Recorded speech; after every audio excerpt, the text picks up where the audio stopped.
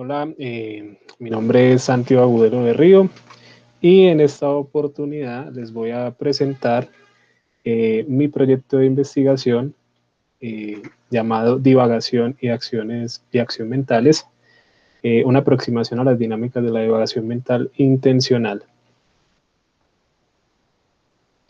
Bueno, el problema de esta investigación surge del análisis de la divagación mental y de las acciones mentales.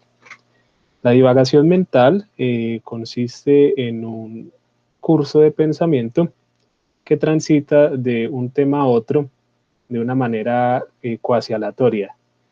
Un episodio de divagación mental, por ejemplo, corresponde a aquellos pensamientos que surgen de manera espontánea cuando estamos realizando una actividad. Por ejemplo, estamos ocupados trabajando y de repente comenzamos a pensar en nuestras próximas vacaciones de verano o, por ejemplo, nos encontramos ocupados y de repente nuestro pensamiento se dirige a los recuerdos de la discusión que acabo de tener con un familiar o con un amigo. También ocurre en un episodio de divagación mental cuando estamos, por ejemplo, en un salón de clase. Soy, por ejemplo, en mi clase de matemáticas y comienzo a pensar en las posibles respuestas a las preguntas que el profesor va a hacer para el examen final del curso. Eh, Fíjese entonces que cuando ocurre el episodio de divagación mental, lo que sucede es que hay un curso de pensamientos que sucede de forma espontánea y es generalmente pasiva. El agente no es capaz de controlar estos episodios, sino que los aprecia como algo que sucede en su conciencia y eventualmente vuelve a retomar su actividad. Sin embargo, también se han reportado casos de divagación mental intencional, especialmente en los contextos experimentales, cuando los agentes realizan tareas poco demandantes, suelen desencadenarse esta clase de episodios. Usualmente también en los contextos experimentales porque es en estos casos en donde se evalúa el pensamiento con base en tareas poco demandantes como contar el número de respiraciones y eventualmente el experimentador le pregunta al sujeto, bueno, ¿qué hay en su mente?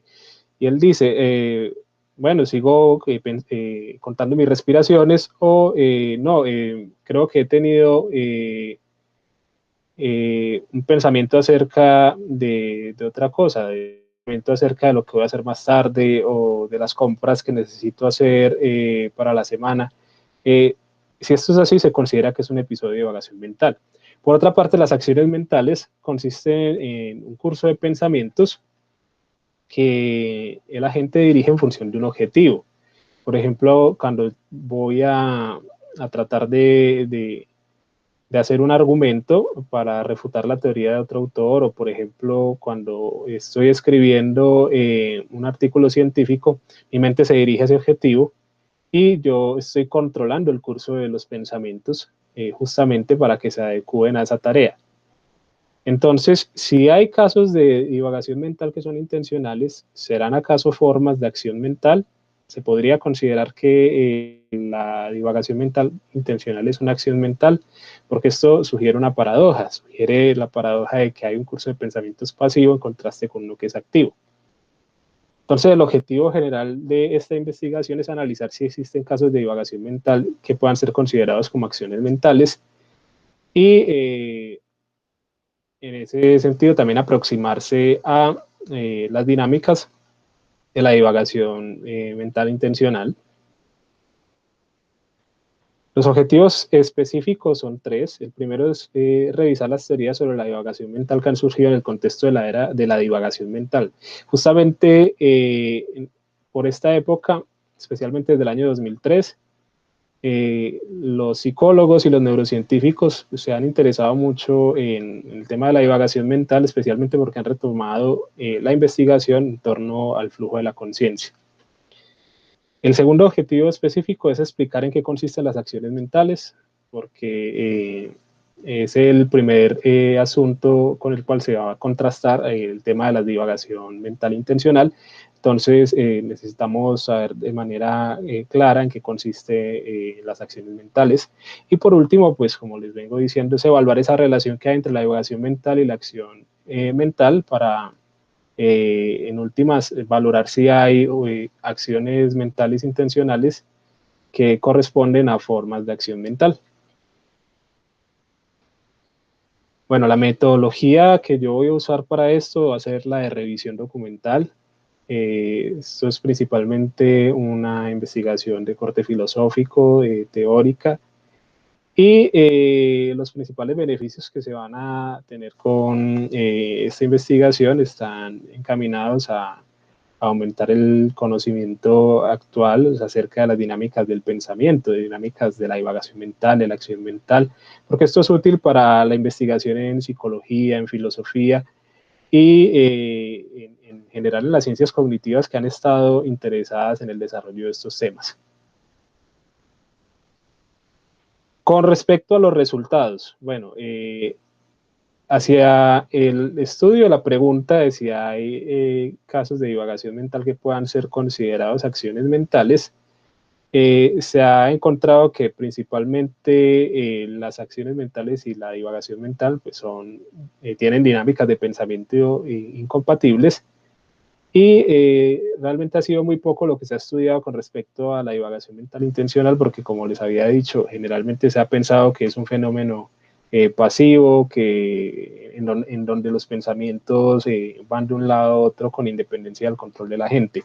Entonces, sí ha sido más bien poco lo que se ha estudiado, pero se han encontrado algunas investigaciones, principalmente la investigación de Zachary Irving y también de Santiago Arango eh,